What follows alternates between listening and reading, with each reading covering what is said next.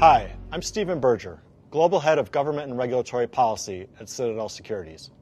I'm pleased to be joined today by Heath Tarbert, our Chief Legal Officer, for a conversation about how recent reforms to our derivatives markets have made them safer and more efficient. Great to be here, Stephen.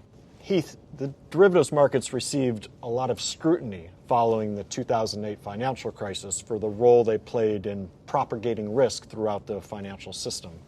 Can you provide some perspective on how derivatives markets functioned during that period of time? We really had two very different kinds of derivatives markets at the time of the financial crisis. We had our traditional futures and options markets, which, dating back for 150 years, were traded on exchanges where there was liquidity, there was transparency, and there was very little credit risk exposure. On the other hand, the swaps market was largely over the counter. It was privately negotiated between parties.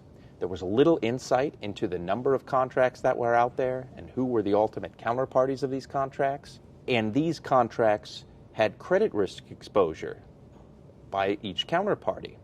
So let me understand this. You had tens or hundreds of thousands of contracts between all these different market participants, but there was no visibility for the public or for regulators into who had exposures to who. There were no standards around what sort of collateral or valuation practices were applied. That is exactly right. And you contrast that, Stephen, with the futures market, where there was not only an exchange where people could see what the valuation and the prices of a given futures contract was at any time, but you had every market participant posting initial margin, which is basically a sum of money that you place on the exchange, each side of the trade, to make sure that if they have to move out of their position, there's a little extra cushion there.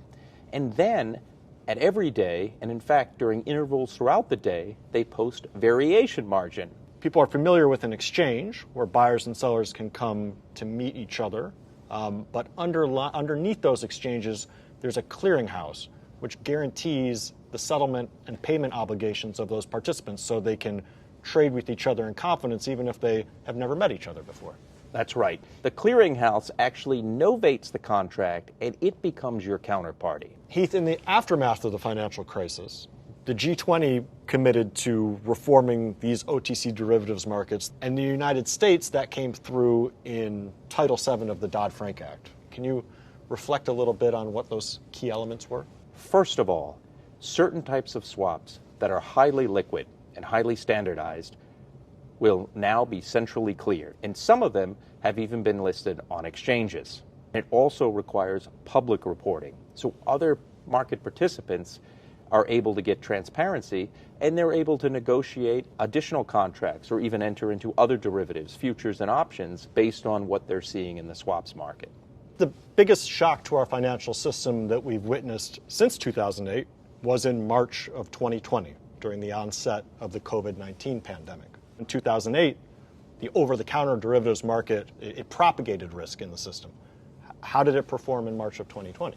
In March of 2020, the derivatives markets witnessed volatility that even went beyond the crazy price swings that we saw back during the financial crisis. But in this situation, not only did the derivatives markets not magnify risk, they actually worked as a shock absorber for those risks. So it's a very important contrast. Great closing thought. Thank you for taking the time to share your insights with us today. My pleasure. Thanks so much for having me.